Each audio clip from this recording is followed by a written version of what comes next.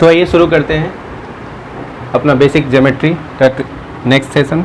ठीक है, इसमें हम लोग इससे पहले वाले क्लास में डील कर चुके थे थ्योरम के बारे में, एक्सियोम्स के बारे में, अभिगृहित और प्रमेय क्या होता है। ठीक है, आज का जो टॉपिक है वो है पैरेलल लाइन। पैरेलल लाइन क्या होता है समझिएगा। पैरेलल लाइन को हम लोग हिंदी में क्या बोलते हैं? समानांतर रेखा, समांतर रेखा या फिर समानांतर भी कहा जाता है। ठीक है, समांतर रेखा लिखते हैं। तो जैसा कि नाम से ही पता चल रहा है, समानांतर, समान अंतर वाली रेखा है ना। मतलब वैसे लाइंस जिसमें डिफरेंस जो होता है, मतलब जिसका जो अंतर होता है वो समान होता है, एक ही अंतर होता है। इट मीन्स कि मान लीजिए आपके पास दो लाइन है, दो या दो से अधिक भी हो सकते हैं। चलिए दो लाइंस लेके चलते हैं, इन दोनों के बीच का अंतर समान है। अंतर समान होने का मतलब इन दोनों के बीच का जो डिस्टेंस है वो हर एक पॉइंट पे, हर जगह सेम होगा। ठीक है, मान लीजिए यहाँ पे इन दोनों के बीच का डिस्टेंस 5 सेंटीमीटर है, तो आप कहीं भी जाइएगा तो डिस्टेंस 5 सेंटीमीटर ही पाइएगा। ठीक है, इनफाइनाइट पे भी जो डिस्टेंस होगा इन दोनों के बीच का वो 5 सेंटीमीटर ही होगा। ठीक है, और ऐसे लाइन जो होते हैं वो कभी इंटरसेक्ट नहीं करते, मतलब कभी प्रतिच्छेद नहीं करते। अनंत दूरी भी तय कर लेगा ये दोनों लाइन बोथ साइड से, चाहे वो लेफ़्ट साइड से हो चाहे राइट साइड से भी हो, है ना। दोनों साइड से आप अनंत तक भी बढ़ाइएगा तो ये दोनों लाइन आपस में कभी भी कटेगा नहीं, इंटरसेक्ट नहीं करेगा। तो ऐसे लाइन पैरेलल लाइन कहलाते हैं, समानांतर रेखाएं कहलाते हैं। ठीक है, तो ये ज़रूरी नहीं है कि दो ही लाइन होगा। ठीक है, 3 लाइन भी हो सकता है, 2 और ये मान लीजिए ये तीसरा लाइन है। ठीक है, समानांतर आपको दिखना भी चाहिए। समानांतर देखिए, ये तीनों लाइन जो है आपस में क्या है? समानांतर है। ठीक है, ये तीनों लाइन क्या है? आपस में पैरेलल है। ये दोनों पैरेलल है। यहाँ पे देखिए, मान लीजिए इसका नाम है L, M और N। ये तीनों लाइन दिए हुए हैं L, M और N। तो L M के पैरेलल है, M N के पैरेलल है और L N के भी पैरेलल है। ठीक है, तो यहाँ पे तीनों एक दूसरे के समानांतर है। इनके बीच का डिस्टेंस हमेशा सेम। मान लीजिए इन दोनों लाइन की बात कीजिएगा तो ये डिस्टेंस लीजिएगा, ये हर जगह आप समान पाइएगा। अगर मान लीजिए आप इन दोनों लाइन M और N की बात कीजिएगा तो ये वाला डिस्टेंस लीजिएगा, वो हर जगह आपको सेम मिलेगा। ठीक है, अगर हम L और N की बात करेंगे तो ये डिस्टेंस लीजिएगा। ठीक है, तो ये हर जगह आप क्या पाइएगा? समान पाइएगा। ठीक है, तो वैसे लाइन जो आपस में इंटरसेक्ट ना करते हों, कभी कटते नहीं हों, वो समानांतर रेखाएं कहलाती हैं। ठीक है, इसका अच्छा सा एग्जांपल है रेलवे ट्रैक। आप रेलवे ट्रैक देखे होंगे, वो समानांतर रेखा को फॉलो करता है। ठीक है, ये रेलवे ट्रैक,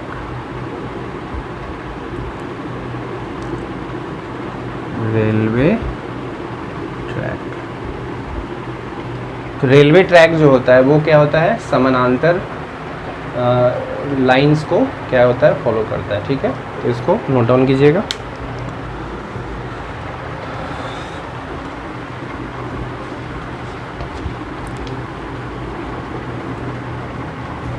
चलिए, तो आप समानांतर रेखा समझ गए। समानांतर रेखा क्या होता है? चलिए अब देखिए, मान लीजिए आपके पास कोई दो समानांतर रेखा है। आप कोई सा भी दो समानांतर रेखा लिए या दो से अधिक भी ले सकते हैं। तो और यहाँ पे कोई तीसरा लाइन है जो इन दोनों लाइंस को क्या कर रहा है? कट कर रहा है, इंटरसेक्ट कर रहा है, प्रतिच्छेद कर रहा है। ठीक है, तो ये जो मान लीजिए ये L है, ये M है और इसका नाम रेखा N है। तो इस N रेखा को हम लोग बोलेंगे क्या?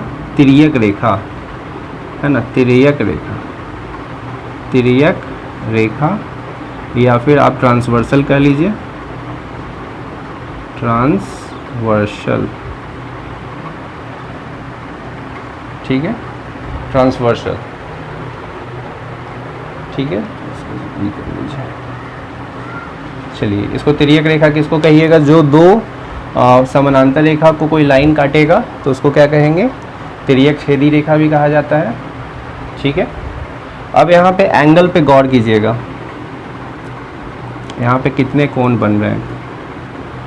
मान लीजिए आप दो पैरेलल लाइन बनाएं और ये आपका ट्रांसवर्सल हो गया।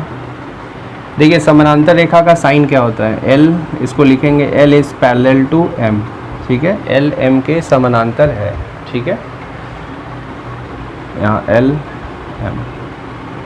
चलिए यहाँ पे देखिएगा ये एंगल बन रहा है, इसको एंगल 1 मान लीजिए, एंगल 2 मान लीजिए, यहाँ पे ये राइट साइड में जो है आपका ये एंगल 3 हो गया, ये एंगल 4 हो गया, एंगल 5 हो गया, एंगल 6 हो गया, एंगल 7, एंगल 8। यहाँ पे 8 कोण बन रहा है।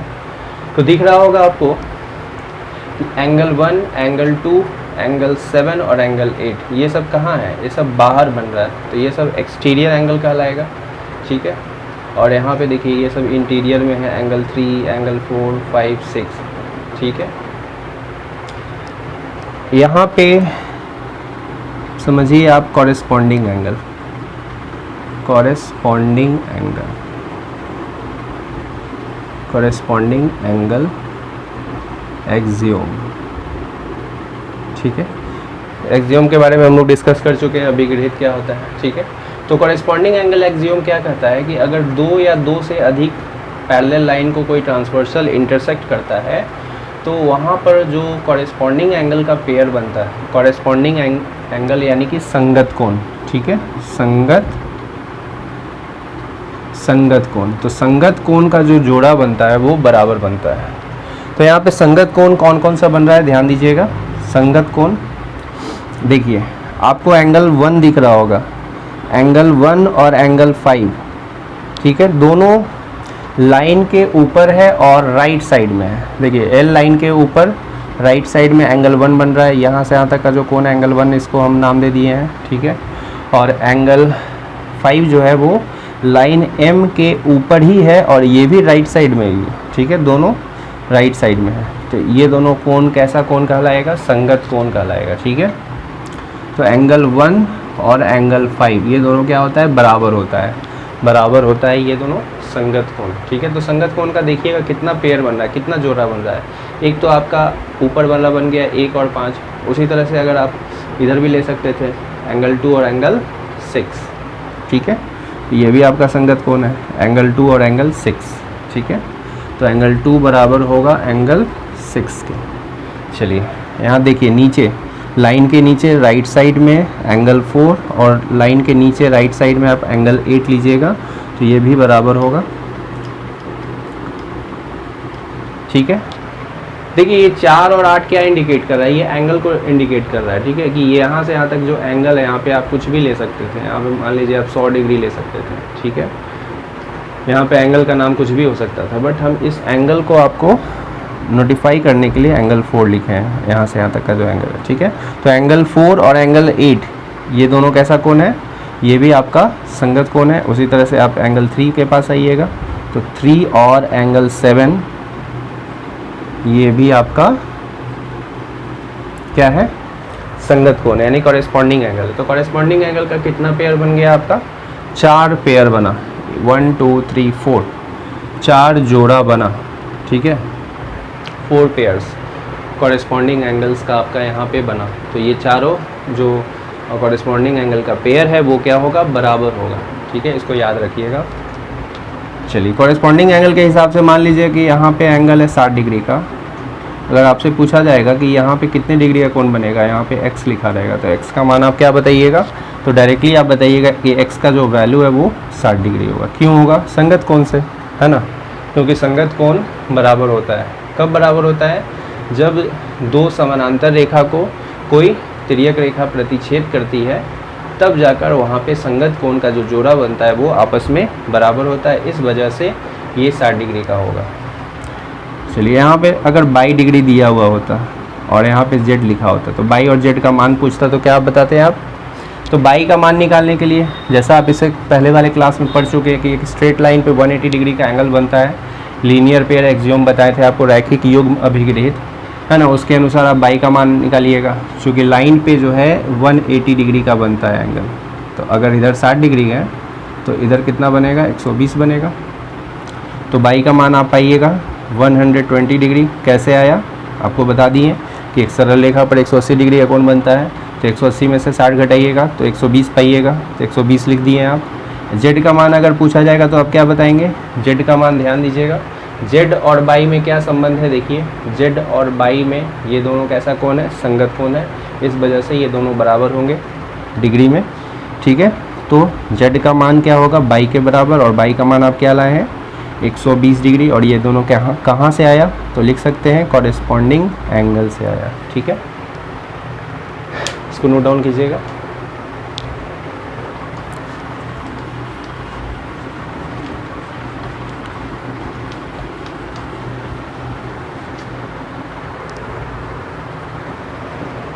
चलिए आगे देखते हैं हम लोग।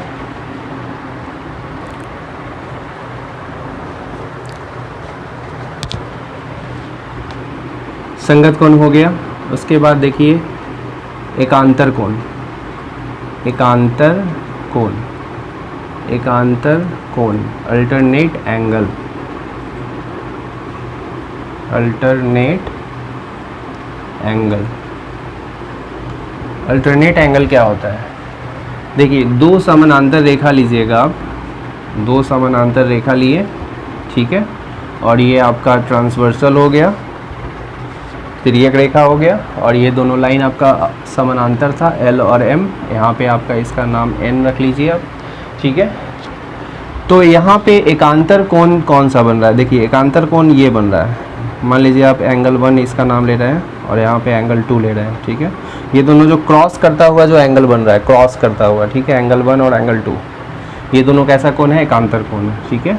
यहाँ पे एंगल 3 मान लीजिए, एंगल 4 मान लीजिए, तो एंगल 3 और 4 ये दोनों कैसा कोण है, ये भी आपका एकांतर ही कोण है, ठीक है। तो एकांतर कोण बराबर होता है, एंगल 1 बराबर होगा एंगल 2 के, ठीक है, और एंगल 3 बराबर होगा एंगल 4 के। तो एकांतर कोण का यहाँ पे दो पेयर बना, अल्टरनेट, हालांकि इसको एकांतर अंतः कोण भी कहते हैं, ठीक है, alternate interior angle, alternate interior angle, ये दोनों बराबर होता है, ठीक है। कैसे बराबर होता है इसको भी देखेंगे हम लोग, फिलहाल समझिए कि ये दोनों बराबर होता है कि एंगल 1 और एंगल 2 बराबर होगा, एंगल 3 एंगल 4 बराबर होगा, ठीक है। ये दोनों कैसा कोण है, एकांतर कोण।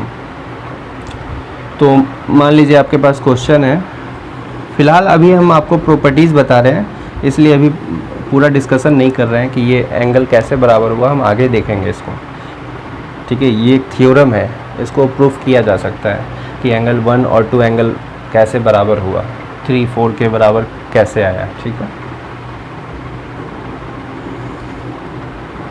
चलिए मान लीजिए आप समझ लीजिए बात को, ये दोनों क्रॉस करता हुआ जो एंगल बन रहा है आपका, ये देखिए क्रॉस करता हुआ एंगल 1 एंगल 2 और एंगल 3 एंगल 4, ये दोनों क्रॉस करता हुआ एंगल बन रहा है, तो ये एकांतर कोण बन रहा है, ठीक है। मान लीजिए आपका यहाँ पे 70 डिग्री का कोण है, और यहाँ पे लिखा हुआ है x, यहाँ पे लिखा हुआ है बाई क्वेश्चन में, और ये z, ठीक है।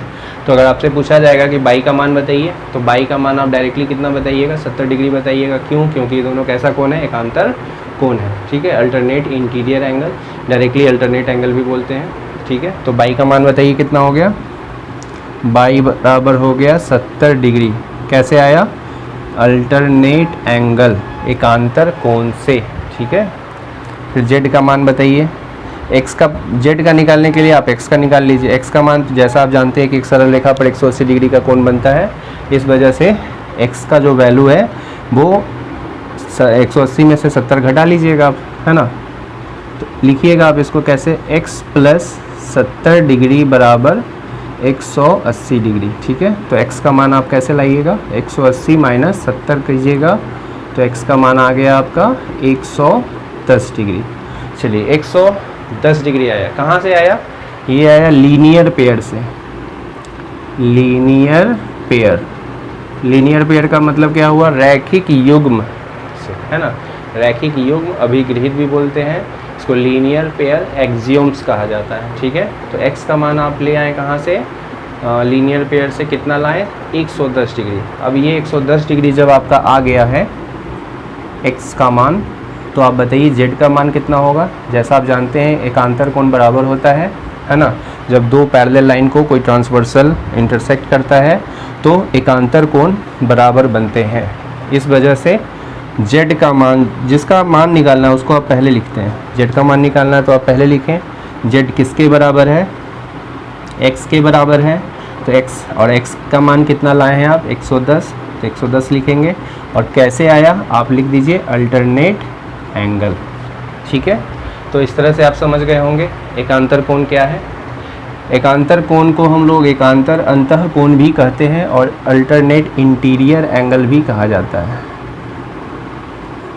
एकांतर अंतः कोण भी कहा जाता है। ठीक है, क्योंकि एकांतर बहिष कोण भी होता है, उसका भी कॉन्सेप्ट अभी हम बताएंगे। ठीक है, जैसे शॉर्ट में एकांतर कोण ही कहा जाता है। ठीक है, तो इसको नोट डाउन कीजिएगा।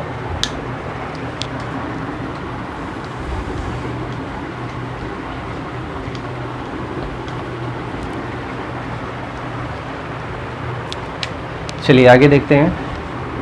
Alternate exterior angle. Exterior angle को इस तरह से हम लोग नोट किया जाता है, इसका सिंबल है एकांतर। इसको हिंदी में बोलेंगे एकांतर बहिष कोण। ठीक है, एकांतर बहिष कोण क्या होता है, देखिए इसका कॉन्सेप्ट भी वही है, समझिएगा। दो पैरेलल लाइन है आपके पास, समानांतर रेखा का होना बहुत ज़रूरी है, तभी ये सब काम करता है। ठीक है, मान लीजिए L है, ये M है और ये N है आपका लाइन का नाम। ठीक है, तो ध्यान दीजिएगा यहाँ पे दोनों लाइन पैरेलल है, L और M समानांतर रेखा है और N क्या है, एक तिर्यक रेखा है। ठीक है, तो एकांतर बहिष कोण कौन सा बन रहा है, ध्यान दीजिएगा। जैसा कि नाम से ही प्रतीत हो रहा है बहिष का मतलब होता है बाहर, एक्सटीरियर बाहर वाला कोण, यानी बाहर यानी कि ऊपर बनेगा। ठीक है, और एकांतर का तो प्रवृत्ति है क्रॉस, तो ये एंगल आपको दिख रहा होगा बाहर में और इसके क्रॉस में यहाँ पे एंगल बन रहा है, दिख रहा है क्रॉस करता हुआ। यहाँ भी क्रॉस ही है, देखिए ये क्रॉस किया और यहाँ से ये दोनों कोण बराबर होता है। एंगल 1 मान लीजिए, एंगल 2 मान लीजिए, तो एंगल 1 बराबर एंगल 2 हो गया। उसी तरह से मान लीजिए यहाँ पे एंगल यहाँ पे 3 है और एंगल यहाँ पे 4 लेना होगा। ये दोनों कैसा एंगल हो गया, ये भी क्रॉस कर रहा है। लेकिन क्या ध्यान दीजिएगा कहाँ पे ये बाहर है, उसमें क्या था अंदर था अल्टरनेट इंटीरियर में, लेकिन इसमें बाहर है एंगल लाइन के। देखिए लाइन के ऊपर नहीं बल्कि नीचे है आपका, बाहर है लाइन के। ठीक है, चलिए तो एंगल 1 और एंगल 2 कैसा कोण हो गया आपका, एकांतर बहिष कोण। एंगल 3 और एंगल 4 कैसा कोण हो गया आपका, एकांतर बहिष कोण। ठीक है, फॉर एग्जांपल मान लीजिए आपके पास क्वेश्चन है, ये दो पैरेलल लाइन है, ये ट्रांसवर्सल इंटरसेक्ट किया। ट्रांसवर्सल किसी भी तरह से काट सकता है, प्रतिच्छेद कर सकता है। यहाँ पे कोण है आपका 105 डिग्री का, तो यहाँ पे कितना होगा, मान लीजिए लिखा हुआ है आपका क्वेश्चन में A, इसका मान A, यहाँ B है, यहाँ पे C है। चलिए ABC का मान बताइए। तो A का मान तो आप डायरेक्टली कह सकते हैं कि ये दोनों कैसा कोण है, एकांतर बहिष कोण है, इसलिए बराबर होगा। A का मान कितना आएगा, 105 डिग्री आ जाएगा। ठीक है, और C का मान कितना होगा, ये C वाला C निकालिएगा। तो जैसा आप जानते हैं कि एक सरल रेखा पर 180 डिग्री का कोण बनता है, तो C का मान निकालने के लिए आप क्या कीजिएगा, 180 में से 105 घटा लीजिएगा। तो 180 में से 105 घटाइएगा तो कितना आएगा, 75 डिग्री। तो ये 75 डिग्री C का मान हो गया, और C का मान जितना उतना ही B का मान होगा। तो B का मान जो होगा वो कितना हो जाएगा, B बराबर C, और C का मान 75 डिग्री है। ठीक है, तो कहाँ से आया ये दोनों, B और C बराबर कैसे हुआ, तो ये अल्टरनेट एक्सटीरियर एंगल है ना, एकांतर बहिष कोण है, इसलिए ये बराबर है। ठीक है, B का मान किसके बराबर, C के बराबर, और A का मान डायरेक्टली यहाँ से 105 डिग्री होगा, है ना, एकांतर बहिष कोण से। ठीक है, वो आप ऐसे भी समझ सकते हैं। देखिए ये 105 डिग्री है, तो इसका संगत कोण यहाँ पे 105 डिग्री आ गया। और ये 105 डिग्री संगत कोण से आया और ये 105 डिग्री देखिए ए के बराबर डायरेक्टली आप कर सकते हैं। ये दोनों वर्टिकली अपोजिट एंगल है ना। वर्टिकली अपोजिट एंगल किसको कहते हैं? आमने सामने का जो कोण होता है वो बराबर होता है, ठीक है। जब दो लाइन आपस में इंटरसेक्ट करते हैं, प्रतिच्छेद करते हैं, तो इसके यहाँ पे जो आमने सामने का कोण बनता है, सम्मुख कोण बनता है, वो बराबर होता है। एंगल 1 एंगल 2 के बराबर होगा, एंगल 3 एंगल 4 के बराबर होगा, ठीक है। चलिए ये सब कॉन्सेप्ट छूट गया है, हम बताएंगे आपको। चलिए इसको लिख लीजिएगा।